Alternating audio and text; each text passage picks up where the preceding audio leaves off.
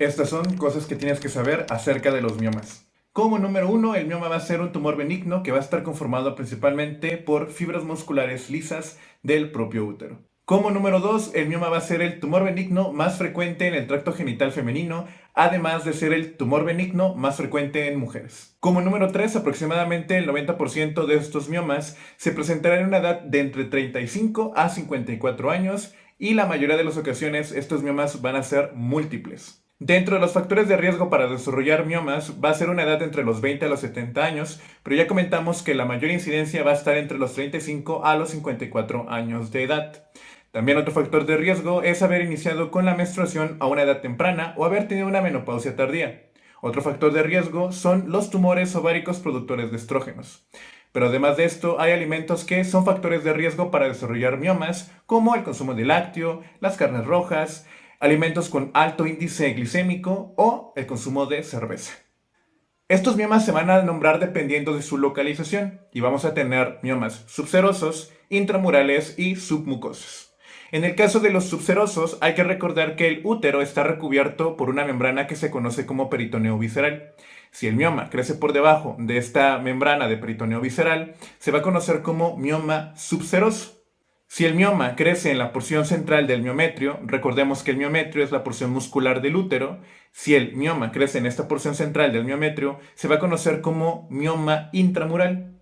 Y si el mioma crece dentro de la cavidad uterina, este se va a conocer como mioma submucoso. ¿Cuál va a ser la característica de cada uno de estos miomas? Bueno, en el caso del subseroso va a ser el que menos síntomas va a provocar. En el caso del intramural es el que se va a presentar en la mayoría de ocasiones, o sea, va a ser el más frecuente. Y en el caso del submucoso, este es el que más síntomas va a provocar. Otro dato importante es que aproximadamente el 50% de los miomas son asintomáticos, o sea que no generan síntomas. Pero dentro de los síntomas más frecuentes vamos a encontrar sangrado, vamos a encontrar datos de anemia, vamos a encontrar dolor y puede haber dato de compresión a otras vísceras vecinas o cercas del lugar de crecimiento del mioma. Hablando un poco más de los síntomas, mencionamos que el sangrado es el síntoma más frecuente relacionado con los miomas y este se va a presentar más en los miomas de tipo submucosos. Aunque los miomas intramurales también se relacionan con alteraciones en la menstruación, ya sea aumentando la cantidad o aumentando el tiempo de esta misma. Otro síntoma importante es el dolor y este dolor se presenta cuando hay torsión del mioma. Este dolor puede llegar a ser crónico, además de que puede acompañarse de sensación de pesadez. Otros datos curiosos en relación al parto y el embarazo es que aproximadamente el 20% de los miomas disminuyen de tamaño durante el embarazo, pero recuperan su forma después de este. Para el diagnóstico, lo más importante va a ser una buena historia clínica y una buena exploración, en donde vamos a encontrar los síntomas que ya mencionamos y en donde se pudieran palpar estas masas. Los miomas que se van a palpar con mayor frecuencia o con mayor facilidad van a ser los miomas subserosos.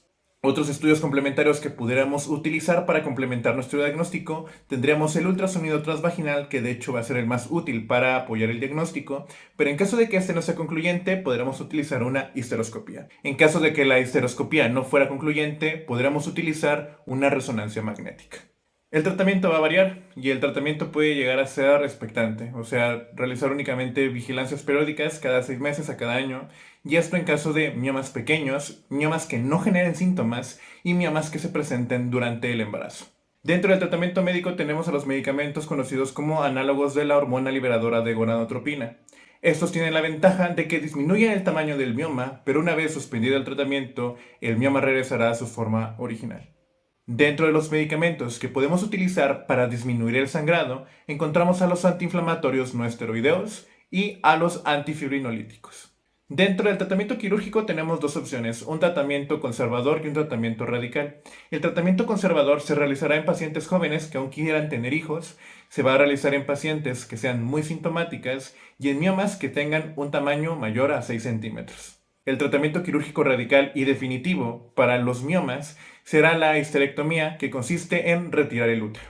Las circunstancias en las que está indicada esta histerectomía es en pacientes femeninas que ya tengan una paridad satisfecha o que tengan alteraciones como una hiperplasia endometrial, endometriosis o un sangrado uterino anormal, por poner algunos ejemplos. Recordemos que estos videos son informativos y que no sustituyen una consulta médica. Si el video fue de su agrado, sugerimos suscribirse, darle like y compartir para más contenido.